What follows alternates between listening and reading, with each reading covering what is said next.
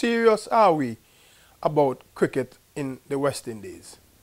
We heard about CSME, Caribbean integration, single market economy.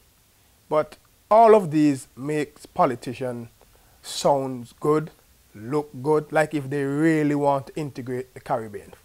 But we haven't heard a lot in terms of integration for cricket. And that is probably the single thing that has really brought the Caribbean to fore in terms of exposing Caribbean islands and Caribbean players to the rest of the world. Now, the West Indies have been struggling for the past 20 years or so. We are at the bottom of the pack. We are rated well below teams like Bangladesh. In the recent World Cup, it was, well, what we expected. We didn't pass the semi-finals or the quarter-finals. Although a lot of people were disappointed, I wasn't, because being ranked at number 9, what do you expect?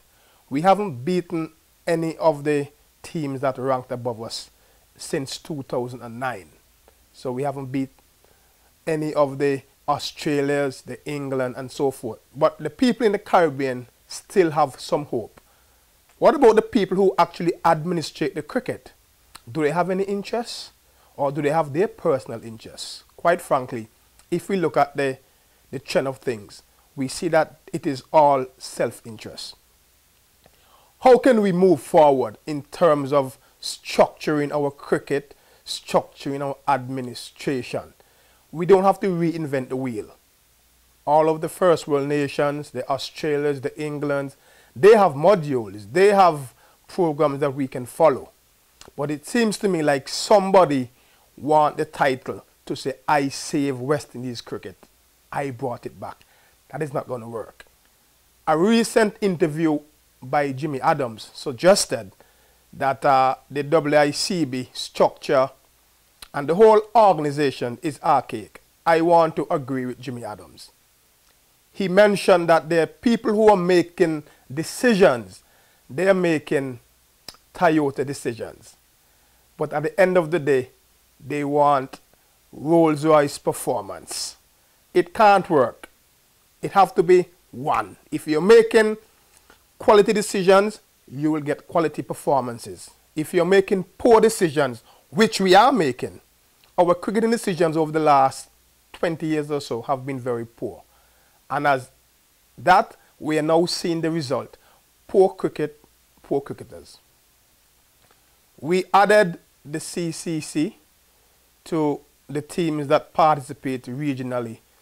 And for a region that has been struggling financially, adding a 7th team, what are the benefits? Is it a personal benefit for someone, or is it benefiting West Indies cricket?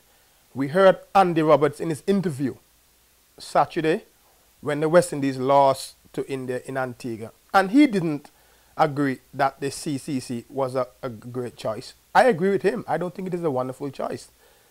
6 teams is enough for us to manage, for us to produce quality players. When we were winning, 15 years that the West Indies dominate world cricket, we had 6 teams. Now that we're struggling and we have less money to pass around, we add a 7th team. Was that a wise decision? And it goes back to our decision-making point that Jimmy made. Poor decisions, and you're going to get poor results. My suggestion would be to franchise the 6th region.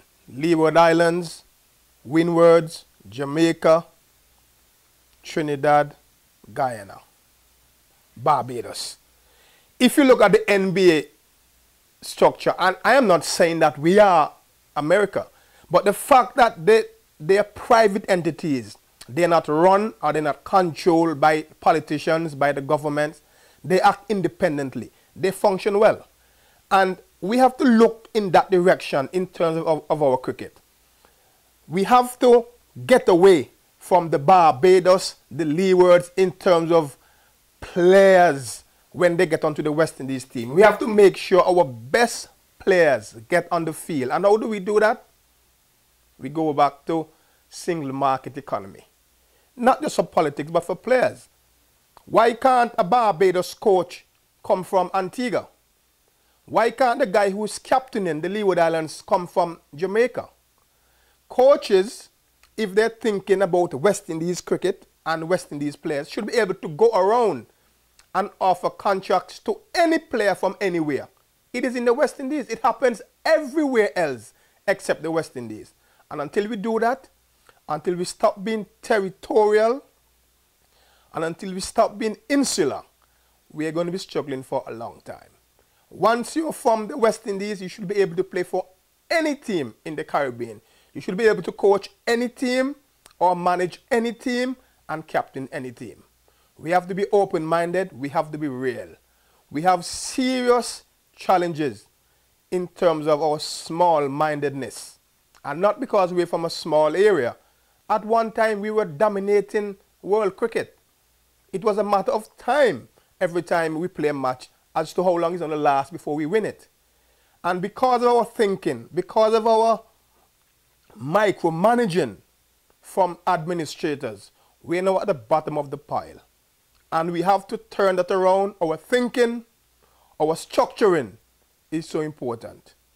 And until we start thinking seriously about franchising and get away from, I have to play for Barbados because I'm from Barbados, and this guy have to play for Trinidad because he's from Trinidad, we're not going to go any further. I can't see a guy playing for the Leewards or for Guyana or for Jamaica just because he's from that island. He should be good enough to play at that level.